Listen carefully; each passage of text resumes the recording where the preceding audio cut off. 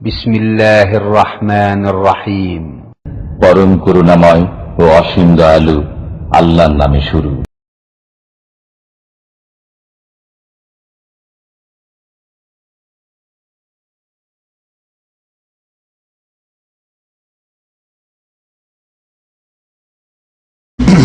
আসসালামু আলাইকুম ওয়া রাহমাতুল্লাহি ওয়া বারাকাতুহু।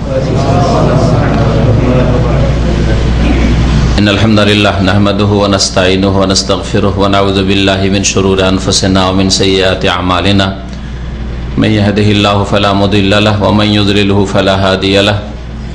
ওয়া আশহাদু আল লা ইলাহা ইল্লাল্লাহু ওয়াহদাহু লা শারীকা লাহু ওয়া আশহাদু আন্না মুহাম্মাদান আবদুহু ওয়া রাসূলুহু সাল্লাল্লাহু তাআলা আলাইহি ওয়া আলা আলিহি ওয়া সাহবিহি ওয়া সাল্লামা তাসলিমান কাসীরা।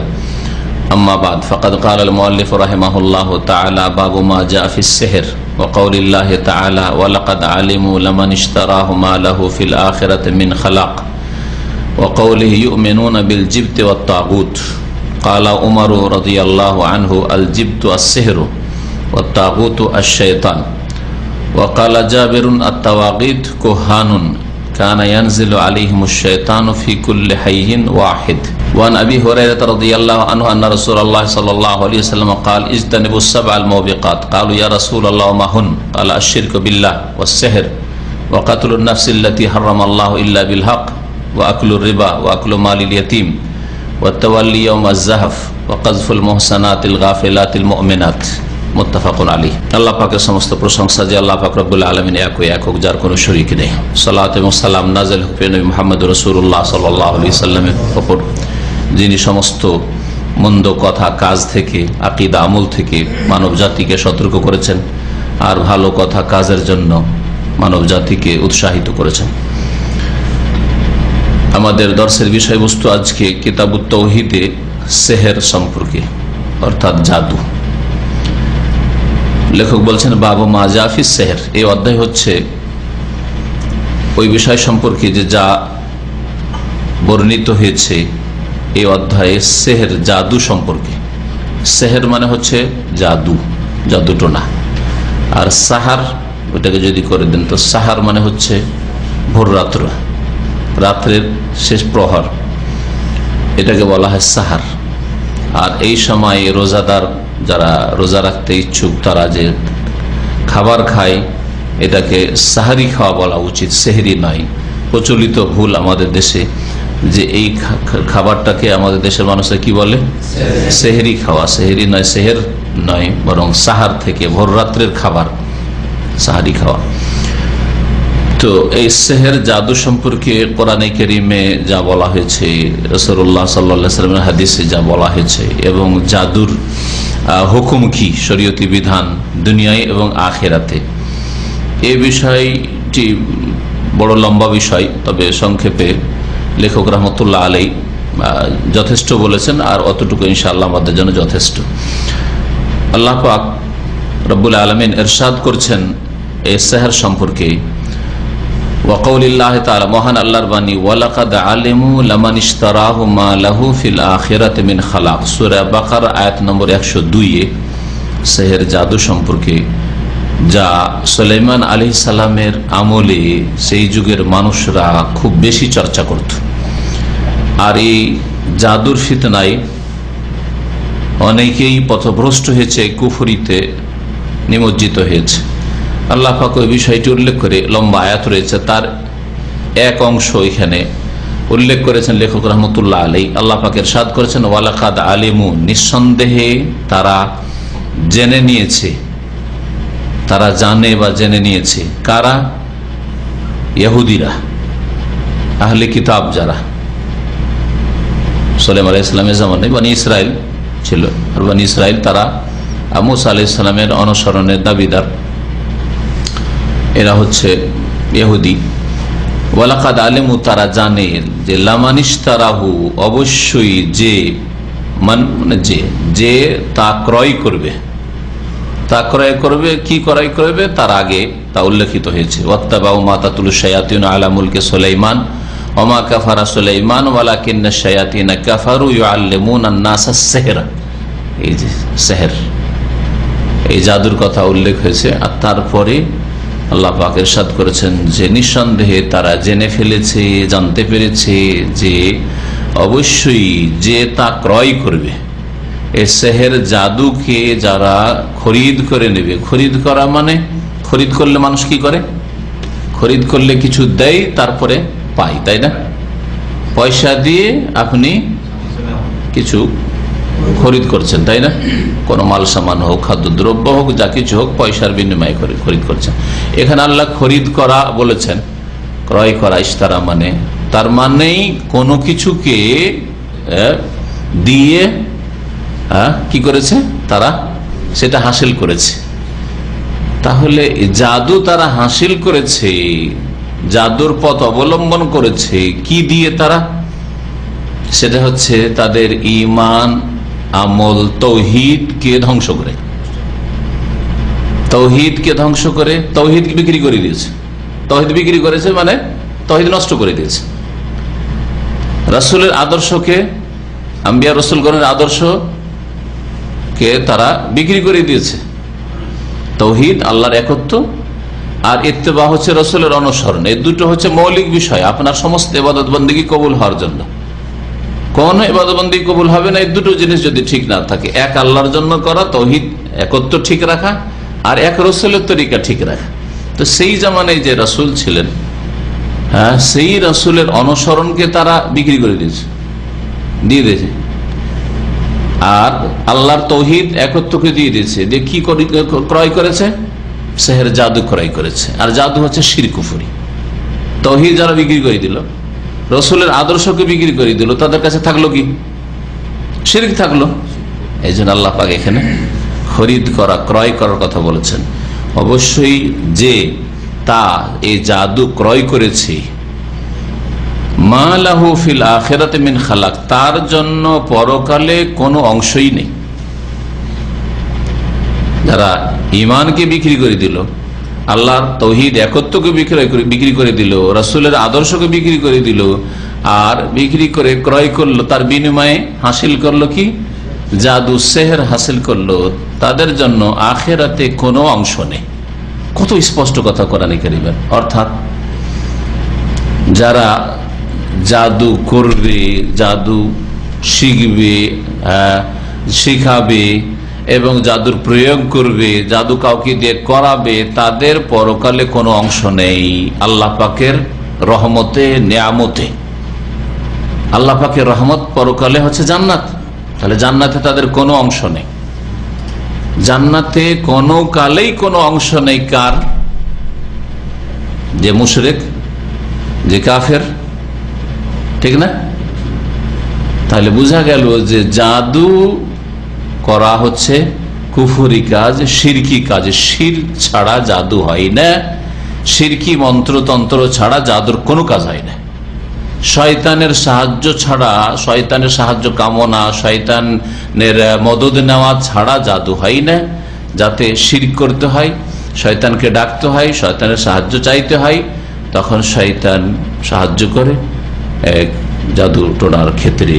সুতরাং যে ব্যক্তি শয়তানের সাহায্য নিল, শিরক কুফরি করলো সে, আর যে শিরক কুফরি করলো সে তার তৌহিদ ঈমানকে বিক্রি করে দিল, নবীর আদর্শকে বিক্রি করে দিল। আর জাদু ক্রয় করলে, শিরক কুফরি ক্রয় করলো, সুতরাং তার আখেরাতে কোনো অংশ নেই। আখেরাতে কার কোনো অংশ নেই? যদি সামান্য ঈমান থাকতো, তৌহিদ থাকতো, তাহলে কোনো না কোনো দিন আল্লাহর রহমতে কিছু অংশ পেত। কিন্তু আল্লাহ বলে অস্বীকার করেছেন, আখেরাতে কোনো অংশ নেই। বোঝা গেল যে আখেরাতে চিরকাল জাহান্নামে থাকবে যারা জাদুর সাথে জড়িত, যারা জাদু করে অথবা করায়। আল্লাহ পাক রব্বুল আলামিন ওই আয়াতে আরো একটু জেনে রাখা ভালো আপনাদের জন্য, যে ওই আয়াতে দুইবার করে আল্লাহ পাক বলেছেন যে জাদু হচ্ছে কুফরি। আল্লাহ পাক ইরশাদ করেছেন যে ওমা কাফারা সুলাইমান, সুলাইমান আলাইহিস সালাম কুফরি করেননি। কে কুফরি করেছে? ওয়ালাকিন্না শায়াতিনা কাফারু, শয়তানরা কুফরি করেছে। কেন শয়তানরা কাফের হইল, কাফারু হইল? ইউআল্লিমুনা আন-নাস আস-সিহর, তার কারণ আল্লাহ বলছে তারা জাদু শিখাইতো। তাহলে জাদু শিখানো, হ্যাঁ, জাদুর ব্যবহার করা, কাউকে জাদু করা, এটা হচ্ছে কি? কুফরি। একটি দলিল হলো যে জাদু কুফরি কাজ। আর তারপরে হারুত মারুতকে আল্লাহ পাক পাঠিয়েছিলেন পরীক্ষা স্বরূপ, যে জাদু শিখাও, কিন্তু বলে দেবে দেখো তোমাদের জন্য আমরা পরীক্ষা হিসাবে এসেছি, ইন্নামা নাহনু ফিতনাতুন, আমরা তোমাদের পরীক্ষার কারণে আল্লাহর পক্ষ থেকে প্রেরিত হয়েছি। ফালা তাকফুর, সুতরাং তোমরা কি করিও না, কুফরি করিও না, মানে তোমরা সেহর ব্যবহার করিও না, জাদু করিও না, জাদু প্রয়োগ করিও না, না হলে কি হয়ে যাবে, কাফের হয়ে যাবে। ফালা তাকফুর, কুফরি করিও না। তাহলে দুটো জায়গায় একই আয়াতে বলা হয়েছে জাদু হচ্ছে কুফরি কাজ। সুতরাং জাদু যখন কুফরি কাজ, বড় কুফরি, তাহলে যে জাদু করবে, জাদুর সাথে জড়িত মানে করবে অথবা করাবে, শিখবে অথবা শিখাবে, তারা বড় কুফরি করল। ওয়াকাউলিহি, মহান আল্লাহর বাণী, ইউমিনুনা বিল জিবতি ওয়াত তাগুত, সূরা নিসার আয়াত নম্বর 51। তাতে আল্লাহ পাক ইরশাদ করেছেন যে ওই সব লোকদেরকে দেখেছো কি, এই আয়াতটি এর আগের অধ্যায়ও এসছে, সেখানে একটু লম্বা ভাবে এসছে। দেখেন আল্লাহ পাক ইরশাদ করেছেন, আলাম তারা ইলাল্লাযিনা উতু নাসিবা মিনাল কিতাব, হে নবী তুমি কি দেখোনি ওই সব লোকদের দিকে একটু নজর দিয়ে যাদেরকে কিতাবের কিছু অংশ দেওয়া হয়েছিল, মানে কিতাবের কিছু অংশের জ্ঞান দেওয়া হয়েছিল, যাদের মাঝে কিতাব নাজল হয়েছিল। আর কিতাব যদি নাজল হয় কোন জাতির মাঝে, তো কিছু না কিছু জ্ঞান আছে। আর মুসলিম একজন অমুসলিমের তুলনায় কোরআন সম্পর্কে সামান্য হইলেও কিছু জ্ঞান বেশি আছে, তাই না? একজন হিন্দু কোরআন সম্পর্কে হয়তো কিছু জান না, একজন খ্রিস্টান কোরআন সম্পর্কে কিছু জান না, কিন্তু একজন মুসলিম বেআমল হইল, পেটের পূজারী হইল, কোরআন সম্পর্কে এতটুকু জানে, হ্যাঁ কোরআন ইসলামের কিতাব, হ্যাঁ কোরআন আল্লাহ নাজিল করেছেন, বিশ্বাস করুক আর নাই করুক, হ্যাঁ শুনছেও, তার পরিবেশে সমাজে শুনছে এই কথাটি, জানছে। তো আল্লাহ পাক তাই বলছেন যে তুমি কি ওই লোকদেরকে দেখোনি যাদেরকে কিতাবের এক অংশ দেওয়া হয়েছে, মানে এক অংশ জ্ঞান দেওয়া হয়েছে, কিছুটা জ্ঞান কিতাবের দেওয়া হয়েছে। ইহুদিদের সম্পর্কে, খ্রিস্টানদের সম্পর্কে বলা হয়েছে যে তাদেরকে কিতাবের জ্ঞান দেওয়া হয়েছে, তাওরাত ইনজিল দেওয়া হয়েছে। ইউমিনুনা বিল জিবতি ওয়াত তাগুত, এই যে ইউমিনুনা বিল জিবতি ওয়াত তাগুত, এই শেষ অংশটুকু সেখানে আছে। এরা কি করে, এই ইহুদিরা কিতাবের জ্ঞান থাকা সত্ত্বেও, তাওরাত ইনজিলের জ্ঞান থাকা সত্ত্বেও, আল্লাহ পাকের কিতাব সেগুলি ছিল, তারা কি করত, বিশ্বাস করত। ইউমিনুনা মানে ইউসাদ্দিকুন, তারা বিশ্বাস করত জিবতকে আর তাগুতকে, জিবত আর তাগুতকে তারা কি করত, বিশ্বাস করত। এখন জিবত আর তাগুত কাকে বলে এটা জেনে নেন। জিবত এমন একটা শব্দ, যে শব্দটার অর্থ প্রতিমা, পুতুল হয়, মূর্তিও হয়, আল্লাহ ছাড়া অন্যের পূজা।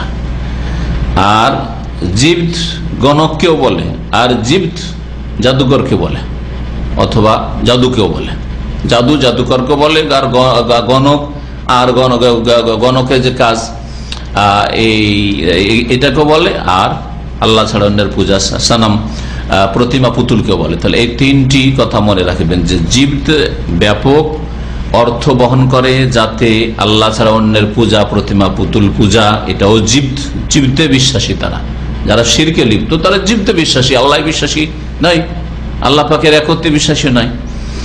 আর ওই রকমই যারা গণকের কাজ করে, জ্যোতিষীর কাজ করে, অথবা তাদের কাছে যায়, বিশ্বাস করে যে হাত দেখে বলতে পারে, ভবিষ্যৎবাণী করতে পারে, অথবা কোনো রেখা কিছু পড়ে অথবা কিছু করে অতীত সম্পর্কে বলতে পারে, ভবিষ্যৎ সম্পর্কে বলতে পারে, হারিয়া বস্তু সম্পর্কে বলতে পারে, এসব গণকের কাজ।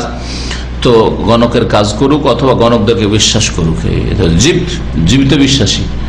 আর সেহের, জাদুটোনা, জাদু করা বিভিন্ন উদ্দেশ্য হয়, কারো ক্ষয়ক্ষতি করার জন্য হয়, প্রেম সৃষ্টি করার জন্য হয়, বিচ্ছিন্নতা সৃষ্টি করার জন্য হয়, কাউকে মেরে দেওয়ার জন্য হয়, কারো অঙ্গহানি করার জন্য হয়, বিভিন্ন কারণে জাদুটোনা করে থাকে মানুষ।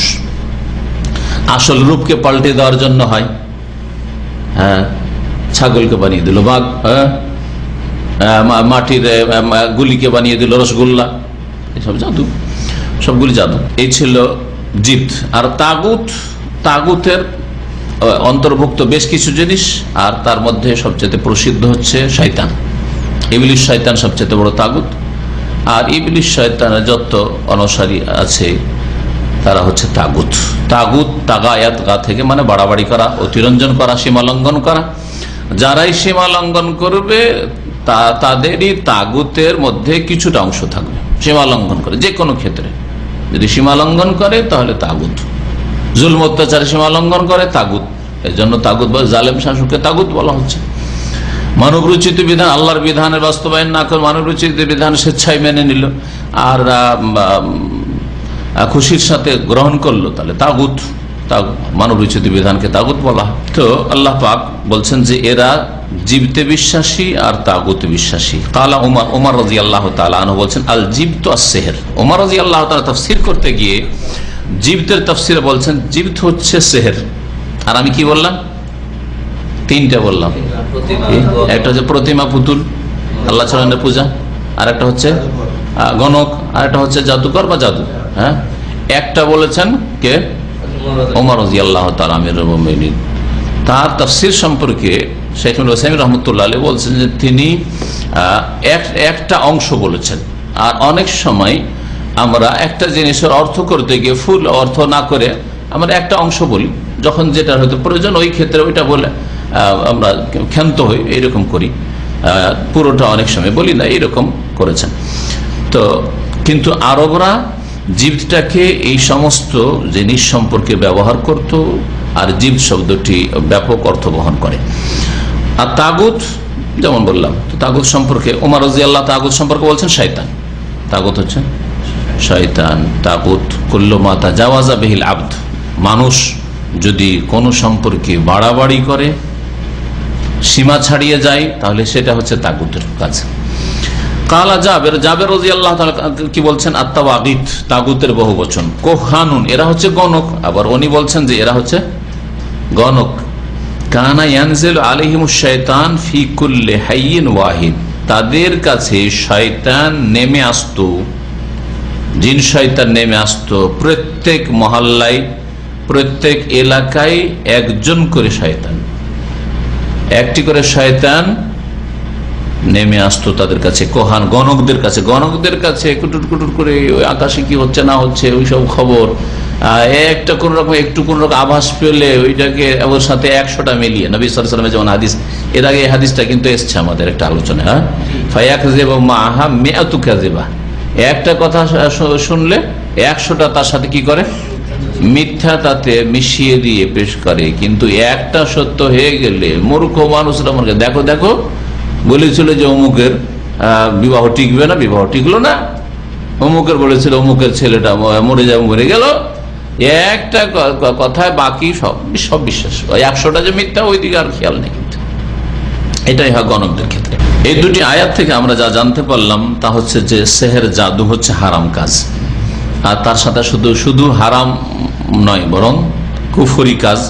যেমন লম্বা আয়াতের দুটো অংশ আমি পড়ে আপনাদেরকে শুনেলাম। আর জানতে পারলাম যে সাহের, জাদুকর হচ্ছে কাফের, কুফরুস সাহের। আরো জানতে পারলাম যে যারা আল্লাহ পাকের কিতাব থেকে, সে কোরআনে কারীম হোক আর আগের জামানায় যখন কোরআনে কারীম নাযিল হয়নি তখন তাওরাত ইনজিল হোক, আল্লাহ পাকের কিতাব থেকে কেউ যদি মুখ ফিরিয়ে নেই আর আল্লাহ পাকের কিতাবের বিনিময়ে অন্য কিছু যদি তারা গ্রহণ করে, তাহলে তার জন্য কঠোর শাস্তি রয়েছে। যেমন আল্লাহ পাক ইহুদিদের সম্পর্কে, নাসারা খ্রিস্টানদের সম্পর্কে বলছেন যে তারা কি করেছে, যে তারা ক্রয় করেছে সেহের, জাদু, আর বিক্রি করেছে, ছেড়ে দিয়েছে কি আল্লাহর কিতাব তাওরাত ইনজিল ছেড়ে দিয়েছে। এদের জন্য আখিরাতে কোনো অংশ নেই। এর দ্বারা আরো জানতে পারলাম যে সেহের এমন এক জঘন্য বস্তু যেটা শিরকের অন্তর্ভুক্ত, আর শিরক হচ্ছে তৌহিদ পরিপন্থী, তৌহিদ নষ্টকারী। শিরক থাকলে আকীদায়, আমলে, কথায়, কাজে শিরক থাকলে মানুষের তৌহিদ, আল্লাহর একত্ব নষ্ট হয়ে যায়। আর সেহেরে শিরক রয়েছে লিআন্নাহু ইস্তিখদামুল লিশায়াতিন, কারণ সেহের, জাদু শয়তানের ব্যবহার ছাড়া হয় না। যারা জাদুর কাজ করে তারা শয়তান, জিনকে বশে করে রাখে। আর জিন কখনো বশে হবে না যতক্ষণ পর্যন্ত শিরক কুফরির কিছু তাদের ডিমান্ড রয়েছে, তলব রয়েছে, পুরা না করবে, সেগুলি করতে হয় তাদের। এই জন্য দেখা যায় তারা বিশেষ বিশেষ কিছু কাজ করতে বলে। তোমার এই কাজটা করলে কালো খাসি একটু জবাই করা লাগবে, না সাদা মুরগ লাগবে, না হয় দুধ চিনি লাগবে, পুকুরে যে রেখে আসতে হবে, না হয় একটা বিভিন্ন জিনিস, বিভিন্ন রকম, এত রকমের জিনিস খাওয়াইতে হবে, এত রকম মিষ্টি খাওয়াইতে হবে, 7 রকম। এগুলো আমাদের দেশে আছে, বহু জিনিস রয়েছে। শয়তানের সাথে তাদের সম্পর্ক থাকে সব সময়। শয়তান জিন শয়তান ছাড়া জাদু হয় না। আর জিন শয়তান ততক্ষণ পর্যন্ত বসে হবে না, কথা শুনবে না, যতক্ষণ পর্যন্ত শিরক কুফরি না করবে। কারণ জিন শয়তান আল্লাহ পাকের কাছে এই ছাড়টাই নিয়েছিল, তাদের যে পূর্বপুরুষ ইবলিস জানদেরনি আল্লাহ আমাকে একটা ছাড় দাও, যখন আমাকে জাহান্নামী করেই দিলাম, মালাউন অভিশপ্ত হয়ে গেলাম এই আদমের কারণে, আনদেরনি ইলাইয়াউম ইউবাসুন, হ্যাঁ কিয়ামত পর্যন্ত, পুনরুত্থানের দিন পর্যন্ত আমাকে একটু ছাড় দাও। আমি যতটা পারবো এই আদম সন্তানের সেরা অপসেরাই ঢুকে ঢুকে রক্তের সাথে চলাফেরা করার ক্ষমতা দিয়ে দাও, আর আমি তাদেরকে পথভ্রষ্ট করবো। আল্লাহ বলছেন ইবলিসের কথা, ইবলিস বলছে আল্লাহকে যে এই আদমের আওলাদদেরকে, জুরিয়াতদেরকে, ছেলে মেয়েদেরকে সবগুলিকে একবার শিকড় থেকে উঠিয়ে জাহান্নামে নিয়ে যাবো, ইল্লা কালিলা, অল্প কিছু লোকে পারবো না। সুবহানাল্লাহ, ইল্লা কালিলা, অল্প কিছু লোকে পারবো না। এই জন্য অল্প কিছু লোক ছাড়া অধিকাংশ লোক শিরকি মেতে আছে, না হয় বিদাতে মেতে আছে, না হয় বেনামাজি হয়ে আছে, না হয় বেদিন হয়ে আছে, হ্যাঁ বিভিন্ন রকমের পাপে। ওয়ান আবি হুরায়রা রাদিয়াল্লাহু আনহু আন্না রাসূলুল্লাহ সাল্লাল্লাহু আলাইহি ওয়াসাল্লাম قال اجتنبوا السبع الموبقات قالوا يا رسول الله وما هن قال الشرك بالله والسحر الى اخره। আবু হুরায়রা রাদিয়াল্লাহু তাআলা আনহু থেকে বর্ণিত, তিনি বলছেন যে রাসূলুল্লাহ সাল্লাল্লাহু আলাইহি ওয়াসাল্লাম বলেছেন ইজতানিবুস সাবআল মুবিকাত, 7টি ধ্বংসকারী গুনাহ থেকে তোমরা বেঁচে থাকো। মুবিকাত আওবাকা মানে ধ্বংস করে দেওয়া, মুহলিকাত, 7টি ধ্বংসাত্মক গুনাহ থেকে তোমরা বেঁচে থাকো। তাহলে 7টি ধ্বংসাত্মক গুনাহ, শুধু 7টি কাবিরা নাই, এই 7টি ছাড়াও আরো কাবিরা গুনাহ আছে। ইমাম যাহাবী রাহমাতুল্লাহ বলছেন 70-এর বেশি রয়েছে। বালিহা ইলা 70 আকরাব, বলছে 7, নবী সাল্লাল্লাহু আলাইহি ওয়াসাল্লাম বলেছেন ধ্বংসাত্মক কাবিরা গুনাহের মধ্যে কিছু এমন আছে যেগুলি চরম ধ্বংসাত্মক গুনাহ। এই গুনাহগুলি যদি কারো জীবনে থাকে তাহলে তার জন্য কল্যাণের আশা কিছু নেই। কিন্তু এছাড়াও আরো অনেক গুনাহ রয়েছে যেগুলি কাবিরা, বড় বড় গুনাহ, বিনা তওবাতে মাফ হবে না। আর সেই সব গুনাহ নিয়ে যদি কেউ বিনা তওবা আল্লাহর কাছে চলে যায়, খালেস অন্তরে তওবা না হয়, সংশোধন না হয়, তাহলে আল্লাহ পাক শাস্তি দেবেন। অথবা আল্লাহ পাক রব্বুল আলামিনের রহমত যদিও হয় যে তার আরো কিছু কল্যাণ নেক কাজ আছে যার ফলে আল্লাহ পাক রহমত হতে পারে। নবী সাল্লাল্লাহু আলাইহি ওয়াসাল্লাম বলেছেন ইনশা আযাবা ওয়া ইনশা গাফারা লাহু। ধ্বংসাত্মক গুনাহ আবু সাহাবারা জিজ্ঞাসা করলেন ইয়া রাসূলুল্লাহ ওমা হুন, সেগুলি কি? কালা আশরিকু বিল্লাহ, সবচেয়ে বড় ধ্বংসকারী গুনাহ হচ্ছে যা ইহকাল পরকালকে ধ্বংস করে দিবে, ঈমান আমলকে ধ্বংস করে দিবে, চিরকাল জাহান্নামে রাখবে। সেটা হচ্ছে আল্লাহর সাথে শরীক করা, আল্লাহর সাথে অংশীদার স্থাপন করা। আল্লাহর সাথে আল্লাহ পাকের জাতে সত্তাই হোক, অথবা আল্লাহ পাক রব্বুল আলামিনের গুণাবলীতে হোক, আল্লাহ পাকের কাজে রুবুবিয়াতে হোক, অথবা আল্লাহ পাকের ইবাদতে হোক, যে কোনো ক্ষেত্রে হোক না কেন, একটি ইবাদতে, সবগুলো ইবাদতে নয়, একটি ইবাদতে আল্লাহর সাথে শরীক করলেন। নামাজ, রোজা, হজ, যাকাতে শরীক করেন না, শুধু ওই একটা সেজদাতে জীবনে একবার, সারা জীবন আল্লাহকে সেজদা করলেন, জীবনে একবার মাজারে সেজদা করলেন, ওই সেজদাটা আল্লাহর হক ছিল, ওই আল্লাহর সাথে ওই মাজারকে, কবরকে ভাগ দিয়ে দিলেন। এটা হচ্ছে শিরক, বড় শিরক। সারা জীবন আল্লাহ পাকের কাছে দোয়া করলেন, আল্লাহ পাকের কাছে দোয়া করলেন, জীবনে একবার বলে ইয়া গাউসুল আজম মদদ, হে মহান উদ্ধারকারী জিলানী গাউসুল আজম মদদ করো। আপনি দোয়াটা আল্লাহর হক ছিল, ওর একটা অংশ জীবনে একবার ওই আল্লাহর হকটাকে নিয়ে ওই জিলানীকে, আল্লাহর এক বান্দাকে, আব্দুল কাদেরকে দিলেন, কাদেরকে দিলেন, আব্দুল কাদেরকে দিয়ে দিলেন। আপনার দোয়াটা আল কাদেরকে দেওয়া উচিত ছিল, যিনি সর্বশক্তিমান, কিন্তু আপনি কাদেরের বান্দা আব্দুল কাদেরকে দিলেন।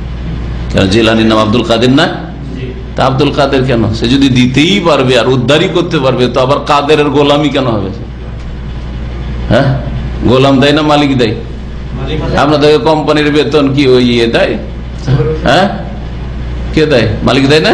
তাহলে হ্যাঁ, দুনিয়ার ক্ষেত্রে তো কখন আশা করেন না যে আপনার ক্যাম্পাস বেতন দিবে আপনাকে, হ্যাঁ, আপনার সুপারভাইজার, ফোরম্যান বেতন দেবে, এটা তো কখনো ভাবেন না। কিন্তু ধর্মের ক্ষেত্রে কেন এত অজ্ঞতা যে আল কাদের কাছে না চেয়ে আব্দুল কাদের কাছে চাওয়া শুরু করলেন? সেহের। আর দ্বিতীয় ধ্বংসকারী গুনাহ হচ্ছে সেহের, জাদু, জাদু করা, জাদু করানো, জাদু শিখা, জাদু শিখানো। ওয়াকাতুল নাফসিল্লাতী হারামাল্লাহ ইল্লা বিল হক। আর এমন ব্যক্তিকে হত্যা করা, বলা হয়নি যে শুধু মুসলিমকে হত্যা করা, হ্যাঁ, এমন মানুষকে হত্যা করা, আল্লাতী হারামাল্লাহ, যাকে হত্যা করা আল্লাহ পাক হারাম করেছেন, ইল্লা বিল হক, তবে ন্যায়সঙ্গত হইলে। ন্যায়সঙ্গত হইলে, আর সেটা আপনার জন্য ন্যায়সঙ্গত কিনা।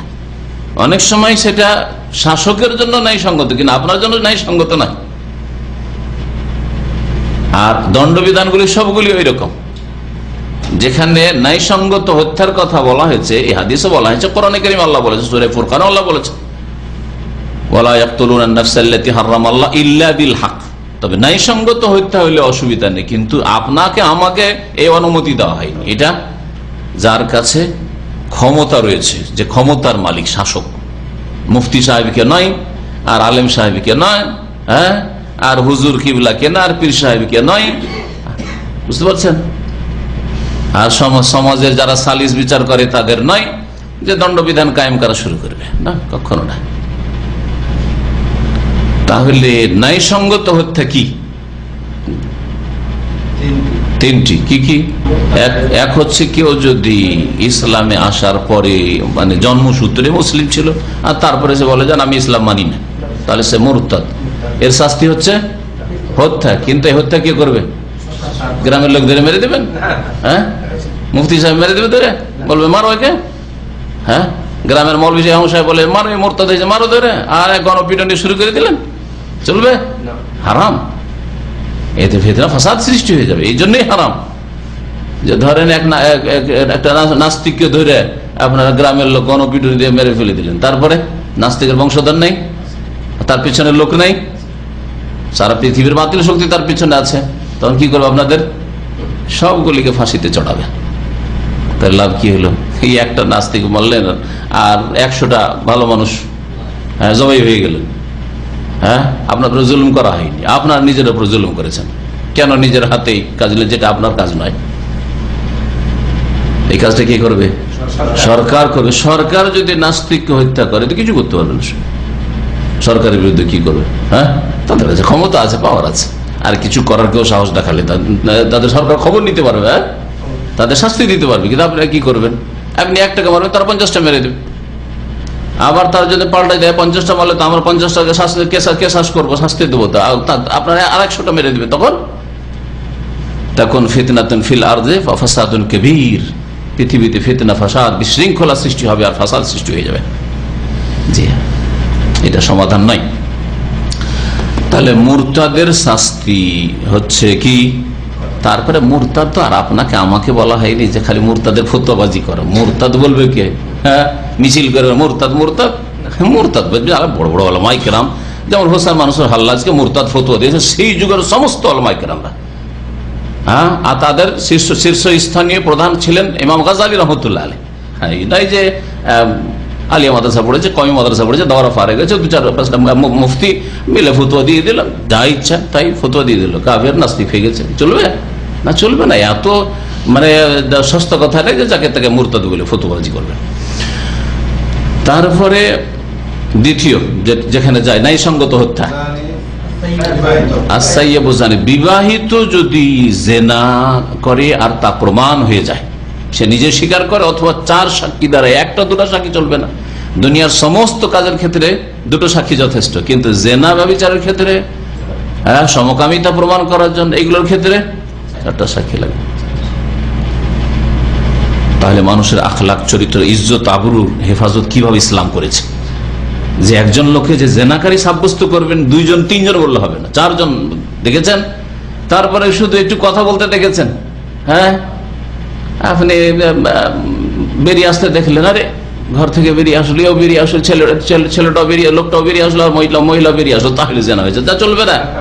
ওই অবস্থায় দেখতে হবে, দেখেছো 4 জন, অত সহজ নয়। তাহলে জেনা প্রমাণ করা সাক্ষী দ্বারা, হ্যাঁ, স্বীকার করে সেটা আলাদা কথা।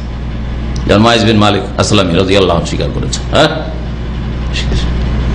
তাহলে দ্বীনে ইসলামে মানুষের ইজ্জত আবরুর হেফাজতের কত মানে যত্ন করা হয়েছে, যে যেন এমন নয় যে 2 জন যুক্তি করলে যে আরে এই লোকটাকে না, মিথ্যা অপবাদ দিয়ে এর মানহানি করতে হবে, এর মান ইজ্জত সমাজে নষ্ট করতে হবে, একে জেনাকারী সাব্যস্ত করবে। 2 জন মিথ্যা কথা বলে 4 জন একমত হয়ে মিথ্যা কথা বলা, যে আমরা 4 জনে দেখেছি, এত সহজ কথা নেই যে 4 জন মিথ্যা একটা গ্রাম থেকে একসাথে একবারে এক বাক্যে মিথ্যা কথা বলবে। তাহলে সহজে কেউ মিথ্যা অপবাদ দিয়ে মুক্তি পাবে না, উল্টো 80 কোড়া লাগবে। 2-3 হইলে 80 কোড়া খেতে হবে আবার, যতক্ষণ 4 জন না পুরো করতে পারবে। কি বলছিলাম, যে দ্বিতীয় জায়গা যেখানে হত্যা করা যায় সেটা হচ্ছে বিবাহিত যদি জেনায় লিপ্ত হয় আর স্বীকার করে, অথবা 4 জন সাক্ষী দ্বারা প্রমাণিত হয়ে যায় তার জেনা। এটাও করবে কে? সরকার করবে। এমন নয় যে গ্রামে জেনা হয়েছে মন্ডল মাতবর নিয়ে আপনারা একবারে বিচার করে দিলেন একবার শাস্তি, আর তারপরের দিন থানা পুলিশ আসলো আর গ্রামবাসীকে জেলে উঠিয়ে নিয়ে চলে গেল, তাই না? হচ্ছে না? হচ্ছে না? এটা জায়েজ না এভাবে। এই জন্য দণ্ডবিধান সাধারণ মানুষ করবে, সরকার করবে। এটা সরকারের উপর ফরজ, আমাদের উপর ফরজ না। বাস্তবায়ন আমাদের উপর ফরজ হচ্ছে মানুষকে জানিয়ে দেওয়া, আমাদের ফরজ হচ্ছে দিনের বিধিবিধান জানিয়ে দেওয়া, কিন্তু বাস্তবায়ন করা, জেনাকারী শাস্তি দেওয়া, এটা সরকারের কাজ, সরকারের ফরজ কাজ। আল্লাহ পাকের কাছে জবাবদিহি করবে তারা সে ব্যাপারে। তৃতীয়, হত্যার বদলে হত্যা, কিসাস। আল্লাহ বলেছেন কুতিবা আলাইকুমুল কিসাসু ফিল কাতলা, খুন করলে আল্লাহ পাক তোমাদের উপর কিসাস ফরজ করেছেন। যেই ব্যক্তি হত্যা করেছে বা যারা হত্যার সাথে জড়িত ছিল তারা, এমন নয় যে সন্দেহের ভিত্তিতে, অথবা হত্যা করেছে তার ভাইকে তো পাওয়া যাচ্ছে না, তো ধরে নিয়ে এসো ওর ভাইকে। হ্যাঁ, ওর ভাইকে পাওয়া গেছে, কাজ হয়ে গেছে। হ্যাঁ, ছেলে হত্যা করেছে, পাওয়া যাচ্ছে না ছেলেকে, হ্যাঁ, ওর বাপকে ধরে নিয়ে এসো। বাপ খুন করেছে, বাপকে পাওয়া যায়, ধরে নিয়ে এসো ওর ছেলেকে অথবা স্ত্রীকে ধরে নিয়ে এসো। আরে খুন করলো স্বামী, মহিলা কি করবে? মহিলাকে নিয়ে এসে জেলে ঢুকিয়ে দিলে জালেম না এরা? জালেম অবশ্যই যারা এর জুলম অত্যাচার করবে। ওয়ালা তাজিরু ওয়াজিরাতুন বিজরা উখরা, আল্লাহ কোরআনে বলছেন কেউ কারো বোঝা উঠাবে না, দুনিয়াতে উঠাবে না, আখিরাতে উঠাবে না। স্ত্রী অপরাধ করলো স্বামীর কি, আর স্বামী অপরাধ করলো স্ত্রী কি করেছে বেচারা, ভাই অপরাধ করেছে তার ভাই, আমি কি করতে পারি? ছেলে অপরাধ করেছে, বাপ কি করবে? বাপ তো বলেন যখন করো, বাপ তো বলেন যে চুরি করো। ও আকলুর রেবা, আর সুদ খাওয়া। সুদ খাওয়া হচ্ছে ধ্বংসাত্মক গুনাহ, আর সুদের সাথে জড়িত সকলের ওপর লানত হয়েছে আল্লাহ এবং তার রাসূলের। আর যারা সুদের সাথে জড়িত ব্যক্তি তাদের বিরুদ্ধে আল্লাহ পাকের যুদ্ধের ঘোষণা রয়েছে, আর তার রাসূলের যুদ্ধের ঘোষণা রয়েছে। আল্লাহ পাক যদি যুদ্ধের ঘোষণা করে, সুদখোরের জীবনে বালা মুসিবত আসবে না, বিপদ আপদ আসবে না, তো আসবে কি বলেন দেখি? আল্লাহ পাক যুদ্ধের ঘোষণা করেছেন। ওয়াকুলু মালিল ইয়াতীম, আর ইয়াতীমের ধন সম্পদ ভক্ষণ করা। ইয়াতীম কাকে বলে? নাবালক অবস্থায়, অপ্রাপ্ত বয়স্ক, হ্যাঁ, নাবালক অবস্থায় বা মেয়ে নাবালিকা, এই অবস্থায় যদি বাপ মারা যায় তাহলে সে হচ্ছে এতিম। সাবালক সাবালিকা হয়ে গেছে, সাবালক হয়ে গেছে, তারপরে বাপ মারা গেল, তাহলে এতিম নাই। বাপ আছে, মা মারা গেছে, তাহলে যদিও মাতৃহারা কিন্তু এতিম নয়, কারণ মায়ের উপর ভরণ পোষণ ফরজ নয়। বাপ আছে, খাওয়া দাওয়া দেওয়া ফরজ যার উপর রয়েছে, সে আছে, খাওয়াইতে পারবে, সেই জন্য এতিম নয়, এত অসহায় নয়। যদিও মায়ের মায়া দয়া এসব থেকে, আদর স্নেহ যত্ন, হ্যাঁ, পরিচর্যা এসব থেকে বঞ্চিত, কিন্তু তাকে এতিম বলা যায় না। কিন্তু বাপ যদি মারা যায় তো হয়তো রুজির রাস্তায় বন্ধ হয়ে গেল, খাবে কি, কে তাকে লেখাপড়া করাবে? হ্যাঁ, ঠিক না? এর জন্য বাপ যদি মারা যায়, আর নাবালক যদি হয়, সাবালক হয়ে গেছে, তাহলে সাবালক, সকলের বাপ মারা যাচ্ছে, তবে এতিম নাকি? আপনার বয়স এখন 30 বছর, আব্বা মারা গেছে, বলছি এতিম হয়ে গেছি, চলবে না? চলবে না, এতিম না আপনি। এতিম যদি 12 বছর 14 বছরের আগে, হয়তো 15 বছরের সাবালক হয় ছেলে হলে, তাহলে এতিম। এতিমের ধন সম্পদ ভক্ষণ যে করবে, আল্লাহ কোরআনে কারীমের একটি আয়াতে ইরশাদ করেছে, ইন্নামা ইয়াকুলুনা ফি বুতুনিহিম নারা, ইন্নাল্লাযিনা ইয়াকুলুনা আমওয়ালাল ইয়াতামা যুলমা ইন্নামা ইয়াকুলুনা ফি বুতুনিহিম নারা ওয়া সায়াসলাউনা সাইরা। নিঃসন্দেহে যারা ইয়াতিমদের ধন সম্পদ ভক্ষণ করে, জুলম অত্যাচার করে অবৈধভাবে, বৈধ নয়, হ্যাঁ, তাহলে কি হবে? সে জাহান্নামের আগুন খাচ্ছে। ইয়াতিমের টাকা খায় না, ইয়াতিমের জমি জায়গা বেমানি করে খায় না, ইয়াতিমের জমির ফসল খায় না, কি খাচ্ছে? না, জাহান্নামের আগুন ভক্ষণ করছে। ওয়াসায়াসলাউনা সাইরা, আর দুনিয়ায় যেহেতু জাহান্নামের আগুন খেয়েছে, এই আগুন খেয়েছে, সেই জন্য শীঘ্রই নিঃসন্দেহে জাহান্নামে প্রবেশ করবে, জ্বলন্ত আগুনে প্রবেশ করে আল্লাহ পাক বলেছেন, জাহান্নাম নিঃসন্দেহে। আর অধিকাংশ নিকট আত্মীয়রা এতিমের জুলুম অত্যাচার করে।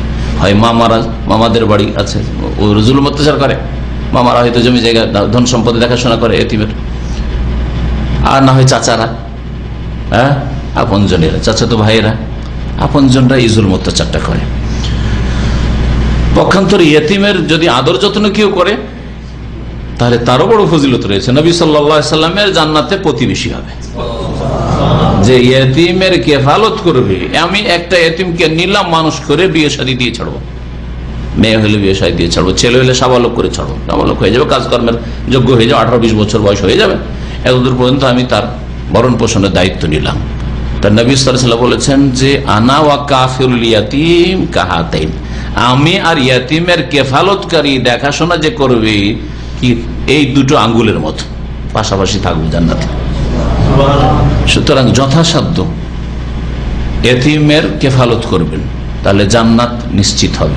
তবে ফরজ ওয়াজিব ছেড়ে দিয়ে না, বেনামাজিদের জন্য নয়, শিরিক করে নাই, শিরিক মুক্ত হয়ে আর 5 ওয়াক্ত নামাজটা পড়ে এতিমের কেফালত করার চেষ্টা করবেন। আর বিশেষ করে যদি নিজের গ্রামের এতিম হয়, আরো বিশেষ করে যদি নিজের বংশের এতিম হয়, আত্মীয় হয় তারা, তাহলে আরো গুরুত্ব বেড়ে যায় তাদের দেখাশোনার। সুতরাং এই ক্ষেত্রে নিজেকে আপনি ভাগ্যবান মনে করবেন যে আমি সুযোগ পেয়েছি যে এতিমগুলোকে আমি মানুষ করবো, এতিমগুলোর জন্য খরচ করব। আর এতে অন্তর নরম হয়, এতিমের আদর যত্ন করলে অন্তর নরম হয়। সুবহানাল্লাহ, এতিমকে যখন আদর করবেন তখন আপনার মনে বলবে যে আমি যদি আজকে মারা যেতাম, আমার ছেলেগুলো এরকম হইতো, আমার ছেলে মেয়েগুলো দশা যদি এরকম হইতো, কি হইতো? মনটা নরম হবে না? অবশ্যই নরম হবে। আর মন নরম হইলেই ইমান আমল ভালো হবে। আর যুদ্ধের দিনে পিঠ ফিরিয়ে পালায়ন করা, যুদ্ধের দিনে কাফেরকে পিঠ দেখানো। যুদ্ধের ময়দানে নামতে হয়েছে, নবী সাল্লাল্লাহু আলাইহি ওয়াসাল্লাম বলেছেন আকাঙ্ক্ষা করিও না যে মুখোমুখি হইতে হবে আল্লাহর শত্রুদের সাথে, তোমাদের শত্রুদের সাথে। লা তাতামান্নাউ লিকাওয়াল আদু, দুশমনের সাথে মুখোমুখি হোক আর শুরু হোক, না না, কখনো আকাঙ্ক্ষা করিও না। কিন্তু যখন এইরকম অবস্থা তৈরি হয়ে যাবে তো তখন তোমরা ওয়াইযা লাকিতুমুহুম ফাসবুতু, তখন অটল থাকো, তখন অটল হইতে, সুদৃঢ় হইতে হবে, পিছপা হইলে হবে না। কাবিরা গুনাহ, তাহলে যুদ্ধের ময়দান থেকে জিহাদ ফি সাবিলিল্লাহ, আল্লাহর রাস্তায় আল্লাহর দ্বীনকে উঁচা করার জন্য, হ্যাঁ বাতিলের জন্য লড়াই করতে গেছেন, তাহলে হবে না। আপনার ভাই অন্যায় মারামারি করতে গেছে আর ভাইয়ের তরফ থেকে মারামারি করতে গেছেন, ওইটা চলবে কি? না না না, ওইসব মারামারি তো হারাম। ওয়াকাযফিল মুহসানাত আল গাফিলাতিল মুমিনাত, আর সতী সাধ্য মুহসানাত আল গাফিলাত, যে খবরই রাখে না, যে পাপ সম্পর্কে চর্চা করছেন, তার যে খারাপ চরিত্রের চর্চা করছেন, গাফিল, খবরই রাখে না। আল মুমিনাত, আর ইমানদার, এমন নয় যে ফাসেকা ছিল, বেহায়া বেপরদা ছিল, হ্যাঁ অবাধ মেলামেশা করতো, যার তার সাথে রিক্সায় যেত, সিনেমা দেখতে, তো এরকম চরিত্রহীন মহিলা নয়। হাদিস বুখারী মুসলিমের, আবু দাউদের হাদিস। এই 7টি হচ্ছে ধ্বংসকারী গুনাহ। তার মধ্যে আমাদের আলোচ্য বিষয়ের সাথে সম্পর্ক হচ্ছে কি? 2 নম্বরই, কিন্তু শিরকের পরে কি বলা হয়েছে? কারণ সেহেরটাও শিরিক, 2 নম্বরে হইলেও দুটো কিন্তু অপরাধের দিক দিয়ে সমান। কারণ শিরিকটাও শিরিক, যদি আল্লাহ ছাড়া অন্যকে সেজদা করে ওটাও শিরিক, আর জাদু টোনা করে, হ্যাঁ, বা জাদু শিখায় ওটাও শিরক। এই হাদিসে জানতে পারলাম যে শিরক সবচেয়ে বড় হারাম, আর এটা হচ্ছে আকবরুল কাবায়ের। তারপরে জানতে পারলাম যে জাদু হারাম, জানতে পারলাম যে কাউকে অন্যায়ভাবে খুন করা হারাম, জানতে পারলাম সুদ হারাম, আর তারপরে ইয়েতিমের ধন সম্পদ ভক্ষণ করা হারাম, জিহাদের ময়দান থেকে পলায়ন করা হারাম, মিথ্যা অপবাদ দেওয়া কারো, বিশেষ করে চরিত্রে জেনা, সমকামিতা ইত্যাদির মিথ্যা অপবাদ দেওয়া হচ্ছে হারাম। ওয়ান জুনদুব রাদিয়াল্লাহু আনহু মারফুআন হাদ্দুস সাহির দারবাতুন বিস-সাইফ, রাওয়াহু তিরমিজি ওয়া ক্বাল আস-সাহিহ আন্নাহু মাওকুফুন। জুনদুব রাদিয়াল্লাহু তাআলা আনহু থেকে বর্ণিত, মারফুআন মানে রাসূলুল্লাহ সাল্লাল্লাহু আলাইহি সাল্লাম পর্যন্ত হাদিসটা পৌঁছিয়েছেন ওই সনদে, কিন্তু এটি সাহাবীর উক্তি, রাসূলুল্লাহ সাল্লাল্লাহু আলাইহি ওয়াসাল্লামের উক্তি নয়, এটাই সহিহ, যেমন সামনে বলছেন। হাদ্দুস সাহির, তাতে কি রয়েছে যে জাদুকরের শাস্তি হচ্ছে, হাদ মানে দণ্ডবিধান, দুনিয়ার শাস্তি, আখিরাতের শাস্তি শুনলেন আয়াতে, যে আখিরাতে কোনো অংশ নেই, যারা জাদুর সাথে জড়িত আখেরাতে কোনো অংশ নেই জান্নাতে, মানে চিরকাল জাহান্নামে থাকবে, আখেরাত হয়ে গেছে।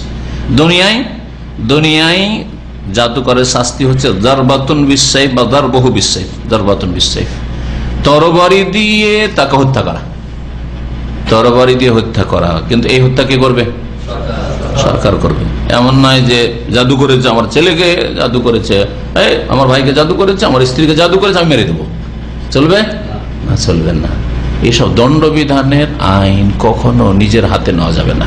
ইসলামী দণ্ডবিধান কায়েম করার জন্য ওই রকমই সরকারের কাছে যেতে হবে, যেমন আজকাল মানব রচিত আপনি বিচার নেওয়ার জন্য আপনি সরকার আদালতে যাচ্ছেন। হ্যাঁ,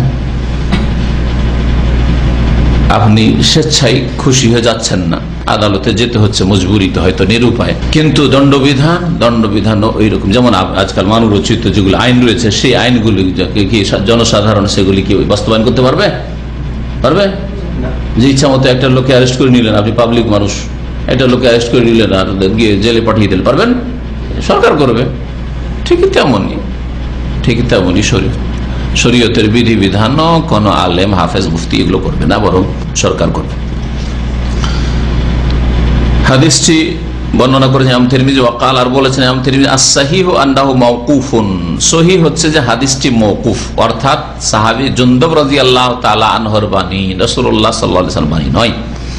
অর্থাৎ সাহাবী বলেছেন, আর সাহাবী নিজের পক্ষ থেকে দণ্ডবিধান নিজের গড়া বলতে পারেন না, অবশ্যই রাসূলুল্লাহ সাল্লাল্লাহু আলাইহি ওয়াসাল্লাম থেকে এই মর্মে তিনি কিছু শুনেছেন, জেনেছেন, তারপরে বলেছেন।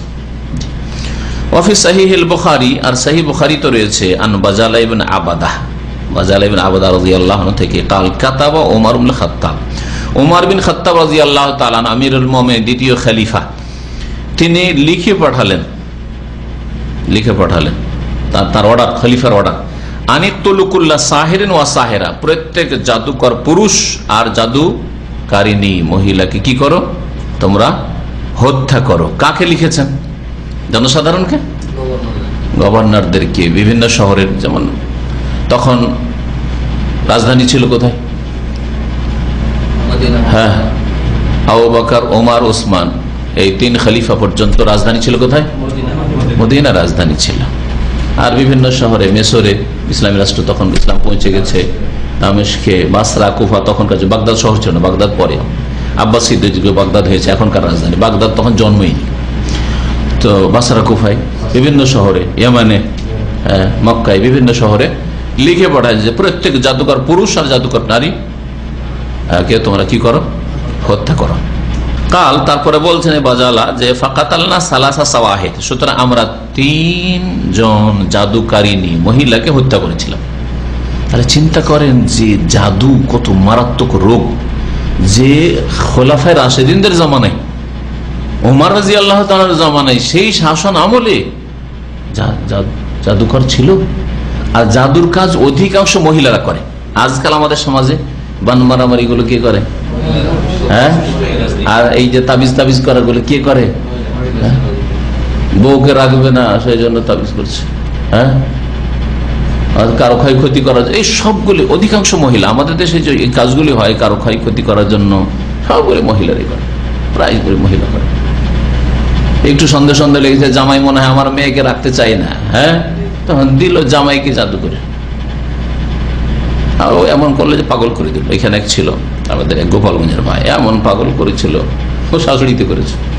একটু সন্দেহ হয়েছে, কি জানি রাখে না, আর প্রেম করে বিয়ে করেছে। আবার প্রেম করে বিয়ে করলে তো অধিকাংশ টিকে না, আবার কারণ আগে যদি স্বাদ পেয়ে যায় তো আবার বিয়ের পরে স্বাদই কি থাকলো? যার ফলে আল্লাহ পাকের রহমত হয় না। কখনো প্রেম করে বিয়ে করবেন না, কারণ বিবাহের আগে হারাম স্বাদ আর হালাল স্বাদ আর ভালো লাগবে না। তখন নিজে সন্দেহ করতে লাগবে যে আমার সাথে যদি এরকম হয়ে থাকে তারও কার সাথে যে হয়েছে। শয়তান এই রাস্তা দিয়ে ঢুকবে, দিয়ে আপনাদের দাম্পত্য জীবনকে খারাপ করে দেবে। বুঝতে পারছেন না? জি হ্যাঁ, এই জন্য পাক পবিত্র জীবন যাপন করবেন। হ্যাঁ, অবৈধ সম্পর্কের মাধ্যমে আগেই 2-4-6 মাস প্রেম করলাম, আর মোবাইলে আলাপ করলাম, হ্যাঁ, তারপরে পরিচিতি হয়ে গেল, এখন বিয়ে করবো, দুইজনে রাজি হলাম, কোনোদিন শান্তি পাবে না। পশ্চিমা দেশে এই জন্য শান্তি নেই। বেশ কিছুদিন একসাথে ঘোরাফেরা করলো, সারা পৃথিবী ভ্রমণ করলো, আর তারপরে মনটা মিললো, তখন বিবাহ করলো। এই যে আজকালকার যুক্তি, এতে সর্বনাশ, কোনোদিন শান্তি পায় না। আলহামদুলিল্লাহ, একজন ধার্মিক মুসলিম দাম্পত্য জীবনে যে শান্তি পায়, একজন বেদিন দুনিয়াদার মুসলিম শান্তি পায় না, একজন অমুসলিম মোটেই শান্তি পায় না দাম্পত্য জীবনে। স্বামী স্ত্রীকে সন্দেহ নজরে রাখে, স্ত্রী স্বামীকে সন্দেহ নজরে রাখে, অথবা মেনে নিয়েছে যে আমিও যেমন সেও তেমন, মেনে নিয়েছে, হয় সন্দেহ নজরে দেখা, না হলে মেনে নিয়েছে যে অসুবিধা নেই, সেও যেমন চলে আমিও তেমন চলি, এরও আছে ওরও আছে, দুইজনেরই আছে, তাই না, অসুবিধা নেই, মেনে নিয়েছে। ওই শুকুরের চরিত্র, যেটা শুকুরের চরিত্র লাইন ধরে আছে, এটা শুকুরের পিছনে কয়েকটা শুকুর পুরুষ, অসুবিধা নেই। জি, আউযুবিল্লাহ। আল্লাহ পাক অনেক পবিত্র জীবন দান করেছেন যারা সত্যিকার অর্থে মুসলিম, যারা আকীদায়ে মুসলিম, ইবাদতে মুসলিম, আখলাক চরিত্রে মুসলিম, বিবাহ শাদীতে মুসলিম, চরিত্র গঠনে মুসলিম, তাদেরকে অনেক শান্তি আল্লাহ পাক দিয়েছেন, আলহামদুলিল্লাহ। ওয়াসাহান হাফসা রাদিয়াল্লাহু আনহা আন্নাহা আমারাত বিকাতলি জারিয়াতিন লাহা সাহারাতহা ফাকুতিলাত। হাফসা রাদিয়াল্লাহু তাআলা আনহা থেকে বর্ণিত, যেন ওমরের মেয়ে, রাসূলুল্লাহ সাল্লাল্লাহু আলাইহি ওয়াসাল্লাম বিবি উম্মুল মুমিনিন, মুমিনদের মা, তাকেও জাদুগরি ছিল এক মহিলা। আন্নাহা আমারাত বিকাতলি জারিয়াহ, তিনি নির্দেশ দিয়েছিলেন এক দাসীকে হত্যা করার, লাহা তারি নিজের দাসী, সাহারাতহা যেই দাসী তাকে জাদু করেছিল, ফাকুতিলাত সুতরাং তাকে হত্যা করা হয়েছিল। ওয়াকাযালিকা সাহান জুনদব রাদিয়াল্লাহু আনহু, এইরকম বর্ণিত হয়েছে জুনদব রাদিয়াল্লাহু তাআলা আনহু থেকে, যে যেমন আগে হাদিসটা তিরমিজিতে আসলো যে জাদুকরকে কি করতে হবে, হত্যা করে দিতে হবে। কালা আহমদ, ইমাম আহমদ বলছেন যে শুধু জুনদব থেকে না, আন সালাসাতি মিন আসহাবিন নবী সাল্লাল্লাহু আলাইহি ওয়াসাল্লাম, নবী সাল্লাল্লাহু আলাইহি ওয়াসাল্লামের তিন সাহাবায়ে কেরাম থেকে বর্ণিত যে জাদুকরের দুনিয়ার শাস্তি হচ্ছে কি, হত্যা করা। এই আসারগুলো থেকে সাহাবীর বক্তব্য অথবা ওমর রাদিয়াল্লাহু তাআলা আনহুর নির্দেশ, হাফসা রাদিয়াল্লাহু তাআলা আনহার নির্দেশ, এসব থেকে জানলাম যে বেয়ান হাদ্দুস সাহির, জাদুকরের দণ্ডবিধান জানতে পারলাম যে হত্যা করা হবে, আর তওবা করাবার কোনো প্রয়োজন নেই যা জাদুর ক্ষেত্রে। কিন্তু যদি এমন ক্ষেত্র হয় যে অনেক ক্ষেত্র রয়েছে যে এমন অপরাধ করে দিয়েছে যাতে তওবার সুযোগ আছে, যেমন একটা কুফরি কথা বলে দিয়েছে, তো কুফরি কথা যদি বলে তাহলে সে কি হয়ে যায়, মুরতাদ হয়ে যায়। একজন মুসলিম যদি কুফরি কথা বলে, আল্লাহকে গাল দিয়ে দেয়, রাসূলকে গাল দিয়ে দেয়, তো কুফরি করলো না, করলো না, কাফের হলো না, হলো না। কিন্তু একে তওবার সুযোগ দেবে সরকার, না হত্যা করে দিবে? তওবার সুযোগ দেবে, যে দেখো তুমি যদি এখন তওবা করো যে আমি লজ্জিত, অনতপ্ত, আমি ভুল করেছি, অন্যায় করেছি, আল্লাহকে গাল দিয়ে, রাসূলকে গাল দিয়ে, অথবা শিরক করে, বা আমি নাস্তিকতার ঘোষণা করে আমি আল্লাহ নাই কথা বলে দিয়ে, শুধু তওবা করছি, আর জীবন আমি এইরকম কাজ করবো না, এরকম কথা বলবো না, সুযোগ দেওয়া হবে, ইস্তাতাব, তওবার সুযোগ দেওয়া হবে। কিন্তু জাদুকরের ক্ষেত্রে ওলামারা বলছেন যে সুযোগ দেওয়া হবে না, তাকে হত্যা করা হবে। কারণ দেখেন এই যে সাহাবায়ে কেরামদের আমলগুলো, এতে কিন্তু বলা হয়নি যে ওকে আগে জিজ্ঞেস করো ও জাদু ছাড়বে না, ছাড়বে না, যদি জাদু ছেড়ে দেয় তাহলে হত্যা করিও না, আর যদি বলে না জাদুর ওপর আমি অটল তাহলে হত্যা করো, বলেছেন? তাহলে বোঝা গেল যে তওবা তলব করার কোনো প্রয়োজন নেই। জাদু করা এত বড় অপরাধ করেছে যে এতে এর দণ্ডবিধানই হচ্ছে হত্যা করা। যেমন বিবাহিত যদি জেনা করে, আর যদি বলে যে আমি তওবা করছি আর জেনা করব না, জীবনে জেনা করবো, তো সবাই বলবে খুন করেছে, একজন মুমিন মুসলিমকে খুন করেছে, আর বলছে আমি জীবনে আর খুন করবো না, বড় অন্যায় কাজ করেছি, তাহলে কি দণ্ডবিধান কায়েম করবেন না, মাফ করে দিবে না? তুমি তওবা করেছো, আল্লাহ মাফ করে তোমাকে আখিরাতে, কিন্তু দুনিয়ার শাস্তি দণ্ডবিধান কায়েম করা হবে। এই তওবা দুনিয়ার ক্ষেত্রে কাজে আসবে না, দুনিয়ার শাস্তি থেকে বাঁচার জন্য, আখিরাতে আল্লাহ পাকের আযাব থেকে তুমি বাঁচতে পারো খালেস অন্তর থেকে তওবা করলে। তারপরে ভাষ্যকার বলছেন যে এই হাদিসগুলো থেকে এটাও জানলাম যে সুবহানাল্লাহ, ওমর রাদিয়াল্লাহু তাআলা জামানায় মুসলিমদের মাঝে এইরকম লোক ছিল যারা জাদু করতো, তাদেরকে শাস্তি দেওয়া হয়েছে। ফাকাইফা বিমান বাদাহু, তাহলে সেই জামানায় যদি এরকম হয় যে দু চারটা এরকম ঘটনা পাওয়া গেছে, আর যাদের উপর দণ্ডবিধান কায়েম হয়েছে জাদুর অপরাধে, তাহলে আজকে কি অবস্থা হইতে পারে। জাদু, এই জাদুর কবল থেকে বিশেষ করে আমাদের বাঙালি সমাজে, ভারত, বাংলাদেশে, আসামে, এই দেশগুলি ফিতনা, জাদুর ফিতনা বড় ফিতনা প্রসিদ্ধ। ভারতের অন্যান্য এলাকায় যদি যাই, আমরা যখন পড়াশোনা করতে বেনারসে যেতাম, তখন আমাদেরকে একটু রসিকতা করে অন্যান্য এলাকার ছাত্ররা বলতো যে আরে বেঙ্গল, তারপরে আসাম, এগুলো তো জাদুর এলাকা, এদেরকে ভয় লাগে, জাদু করে দিবে। এত এই বাঙালি সমাজে, আসামেও বাঙালি বসবাস করে, তো বাঙালি সমাজে জাদুটা সবচেয়ে বেশি আছে। সুতরাং জাদু সম্পর্কে যে দুনিয়া আখেরাতের শাস্তির কথা বলা হলো, হুকুমের কথা বলা হলো, এটা আমাদের আল্লাহর যদি ভয় থাকে আর পরকাল সম্পর্কে চিন্তা থাকে, তাহলে আমাদের সতর্ক হওয়ার জন্য যথেষ্ট। আমরা জাদু কাছেও যাব না। বাকি আর একটা যেটা বিষয়, সেটা হচ্ছে জাদু থেকে আত্মরক্ষা কি করে করবে, বাঁচবেন কি করে, সমাজে জাদু চলছে, বাঁচবেন কি করে। এই মর্মে সুন্দর একটি কিতাব রয়েছে, কোরআন এবং হাদিস সম্বলিত, আমার অনুবাদ করা। সেই কিতাবটা ফ্রি বিতরণ হচ্ছে আমাদের ইসলামী সেন্টার থেকে, আপনারা সংগ্রহ করে নিতে পারেন। কোরআন এবং হাদিসের আলোকে জাদুর চিকিৎসা, তো জাদুর চিকিৎসা রয়েছে। আর অগ্রিম জাদু থেকে বাঁচার উপায়, ওইটা শুধু আজকে সংক্ষেপে খুব বলে দিচ্ছি। আল্লাহ না করে জাদু লাগে আপনাকে আমাকে, কিন্তু জাদু থেকে অগ্রিম রক্ষা, সতর্কতামূলক আগে থেকে কিছু কাজকর্ম আমল রয়েছে, যে আমলগুলো যদি আপনি নিয়মিত করেন, তো জাদু আপনার উপর চেষ্টা করলেও জাদু লাগবে না। জিন শয়তান, মানুষ শয়তান সব যদি এক হয়ে যায়, আপনাকে জাদু করা যায়, জাদু করতে পারবে না, জাদু করতে পারবে, ফেল হবে, জাদু করতে পারবে না। 5 ওয়াক্ত ফরজ নামাজ জামাত সহকারে পড়বেন, 5 ওয়াক্ত ফরজে কোনো ঘাটতি না থাকে। আর তারপরে সকাল সন্ধ্যার জিকির আজকার নিয়মিত করবেন 2 নম্বর।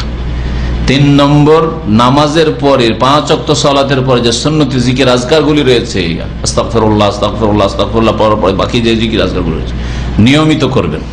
কয়টা বললাম? 5 ওয়াক্ত নামাজ পড়বেন, সকাল সন্ধ্যার জিকির আজকার করবেন, আর 5 ওয়াক্ত নামাজের পরে জিকির আজকার করবেন। হ্যাঁ। 4 নম্বরে ঘুমাবার সময় দোয়াগুলি জিকিরগুলি যে রয়েছে পড়ে শুইবেন। হ্যাঁ, এইভাবে কমপক্ষে এতটুকু করবেন। আর বাকি এর সাথে আরো যে জিকির আজকারগুলো রয়েছে, বাড়ি থেকে বেরোচ্ছেন, বাড়িতে যখন ঢুকছেন এই জিকির আজকারগুলো, বাথরুমে যখন ঢুকছেন, বাথরুম থেকে বেরোচ্ছেন যে জিকির আজকারগুলি রয়েছে, দোয়া রয়েছে, এগুলি যদি নিয়মিত পালন করেন, জাদু লাগবে না আপনার উপর। সন্ধ্যাবেলা পড়বেন আপনি আউযু বিকালিমাতিল্লাহি তাম্মাতি মিন শাররি মা খালাক, পড়বেন বিসমিল্লাহিল্লাযী লা ইয়াদুররু মা ইসমিহি শাইউন ফিল আরদি ওয়ালা ফিস সামাই ওয়া হুয়াস সামিউল আলিম। হ্যাঁ, বুঝতে পারছেন না?